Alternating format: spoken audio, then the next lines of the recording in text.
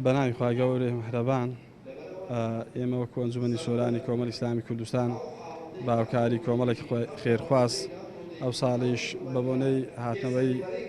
دەرگاکانی قوتابخانەکان توانیمان ئەو ڕۆژ بۆ 6 منداڵی بێدایک و باوک لە کوچان و لە کوڕان منداڵی داکێتیم جلوبەرجی قوتابخانیان بۆ ئامادە بکەین لەگەڵ جانتا و قرتاسیە و دەفتەر و تەواوی پێداویستەکانی قوتابخانە کە بۆ ئەو ساڵی خوێندن بۆیان تەواو ینی ئەگەر هیچی دیکەشی بەدوادانێ ئەوە استفادەی زۆری لێکەن ئەمە جارێکەم و دووەمان نییە وە بەردەوامین باوکاری خێرمەند و خێرخواز و دەوڵەمەدان و خواپێداوان داواشیان لێکەن کە پرۆژەکانی ئێمە پرۆژەی بێنازان بۆ سەرپەرشیاری منداڵی بێباوک